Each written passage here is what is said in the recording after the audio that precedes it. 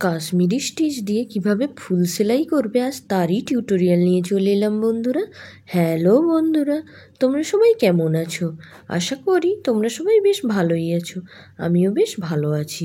কদিন ধরে একটু বৃষ্টি হতে গরমটা একটু কম, তাই একটু স্বস্তির নিঃশ্বাস ফেলা যাচ্ছে। না হলে যা গরম ছিল, গরমে কোনো কাজই করতে ইচ্ছে করে না। একটু ঠান্ডা ওয়েদার হতে কাজ করতেও মজা, একটু টায়ার্ডনেসটা কম লাগে। তোমাদের ওইদিকেও কি বৃষ্টি হচ্ছে বন্ধুরা? তোমরা কিন্তু কমেন্ট করে জানিও। আমি কিন্তু এখানে একটা ফ্লাওয়ার ব্রাঞ্চ সেলাই করে নিচ্ছি। কিছু ডাল, পাতা, ফুল এগুলো আগে থেকে আমি ড্রয়িং করে নিয়েছিলাম। প্রথমে আমি খাতাতে ড্রয়িং করে নিয়েছিলাম, তারপরে দেখো আমি খাতার ওপরে এই ফ্রেমটা আমি উল্টো করে রেখে তারপরে ছাপ তুলে নিয়েছি। এখানে কিন্তু আমি ট্রেসিং পেপার দিয়ে ছাপ তুলিনি। প্রথমে খাতার ওপরে ড্রয়িং করে নিয়েছিলাম, তারপরে এই ফ্রেমটাকে উল্টো দিক করে খাতার ওপর বসিয়ে ছাপটা তুলে নিয়েছি। আমি কিন্তু প্রথমে দেখো ডাল সেলাইটা করে নিচ্ছি। আর এখানে আমি ডাল সেলাই করার জন্য সেই পরিচিত স্টিম স্টিচ বা ডাল ফোড় সেলাই ব্যবহার করে নিচ্ছি। এখানে ডাল সেলাই করার জন্য আমি এখানে ব্যবহার করেছি অ্যাঙ্কারের একটা সেট সুতো, খানিকটা ডিপ গ্রিন আর খানিকটা হচ্ছে হালকা গ্রিন। দেখো তোমরা দেখলেই বুঝতে পারবে। এরপরে আমি আরেকটা সবুজ কালারের সুতো নিয়ে এখানে আমি পাতাটা সেলাই করে নিচ্ছি। আর পাতাটা আমি কিন্তু এখানে ফিশবোন স্টিচ দিয়ে সেলাই করছি। আগের দিন যখন আমি ভিডিও টিউটোরিয়াল দিয়েছিলাম, সেখানে আমি ফ্লাই স্টিচ দিয়ে পাতা সেলাই করে তোমাদেরকে দেখিয়েছিলাম। আজকে আমি আবার সেই ডাল ভাত ফিশবোন স্টিচ দিয়েই সেলাইটা করে নিচ্ছি। ফিশবোন স্টিচ দিয়ে আমি প্রতিদিন এত সেলাই দেখাই, তোমরা যদি কেউ সত্যি শিখতে চাও তাহলে আমার ভিডিওগুলো দেখলেই শিখতে পারবে। আজকের পুরো কাজটাই আমি অ্যাঙ্কারের সুতো দিয়ে করেছি।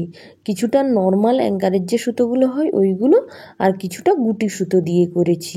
কি গুটি সুতো দিয়ে আমি কাজ করেছি সেইটার ছবি না হয় আমি পরবর্তী সময়ে পোস্ট করে দেব, তোমরা দেখে নিও। তাহলে তোমরা বুঝতে পারবে গুটি সুতোটা কি বা সেটা কেমন দেখতে হয়, আর সেইটা কি কালারের সুতো দিয়ে আমি কাজ করেছি। তো চলো দেখতে থাকো আমি ফিশবোন স্টিচ কীভাবে সেলাই করছি।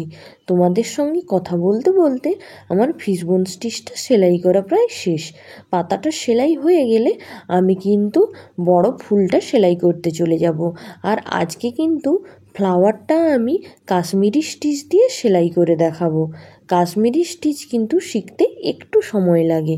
প্রথমেই যারা বিগিনার্স আছো তারা কিন্তু এতটা সহজে শিখতে পারবে না। তোমাদের তার জন্য প্রচুর প্র্যাকটিস করতে হবে।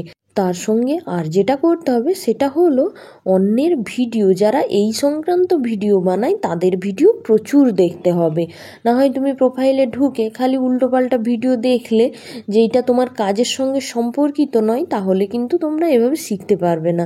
তোমাদের কি করতে হবে? প্রচুর প্র্যাকটিস করতে হবে। আর অন্যরা যারা এই সংক্রান্ত ভিডিও বানায় তাদের ভিডিওগুলো প্রচুর দেখতে হবে। তাহলে তোমরা একটা আইডিয়া পাবে। কেননা এই সুতার কাজটা হাতে ধরে শিখিয়ে দেওয়ার বিষয় নয়। হ্যাঁ, তুমি কারো কাছে ট্রেনিং নিলে তিনি কিভাবে সেলাই করতে হয়, কিভাবে কালার কম্বিনেশন করতে হয়, কিভাবে সেলাইটাকে আরও সুন্দর করতে হয়, ওগুলো তোমাদেরকে বলে দিতে পারবেন। কিন্তু কাজটা কিভাবে সুন্দর হবে সেটা তোমাকেই করতে হবে।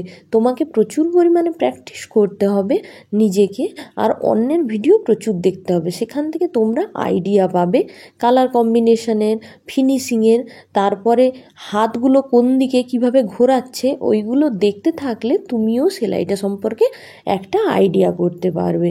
তাই আমি বলবো তোমরা কাজ করার সঙ্গে সঙ্গে প্রচুর যারা এই সমস্ত কাজ করেন তাদের ভিডিও তোমরা কিন্তু প্রচুর পরিমাণে দেখো। তাহলে কিন্তু প্রত্যেকটা ডিজাইন সম্পর্কে একটা আইডিয়া পাবে। তোমাদের সাথে বকবক করতে করতে আমার কিন্তু বড় ফ্লাওয়ারটা সেলাই হয়ে গেছে।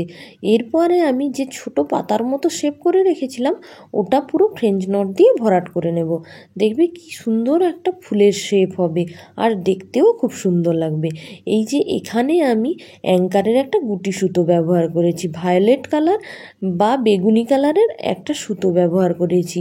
আগে যে আমি পিঙ্ক কালারের সুতোটা দিয়ে ফ্লাওয়ারটা করেছি সেটাও কিন্তু অ্যাঙ্কারের একটা গুটি সুতো।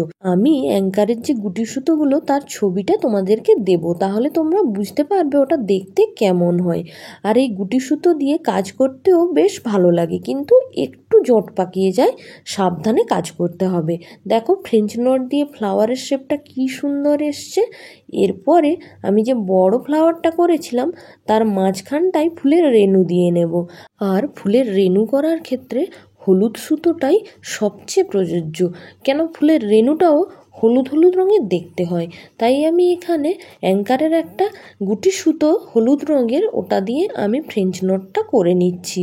আর ফুলের রেণু মানেই তো ফ্রেঞ্চ নট, সবচেয়ে সহজ ফ্রেঞ্চ নট দিয়ে ভরাট করা। তাই জন্য আমি এখানে ফ্রেঞ্চ নট দিয়ে ফুলের রেণুটা ভরাট করে নিচ্ছি। তোমরা কিছু কিছু দিদিভাই আছো, এত সুন্দর সুন্দর কমেন্ট করো, দেখলেই মনটা ভরে যায়। মনে হয় যে না, ওদের জন্যই আমি আবার নতুন করে ভিডিও বানাই। আবার কিছু কিছু জন আছো ভিডিওটা পুরোটা না দেখেই কমেন্ট করো, সেটা কিন্তু আমি খুব ভালো বুঝতে পারি।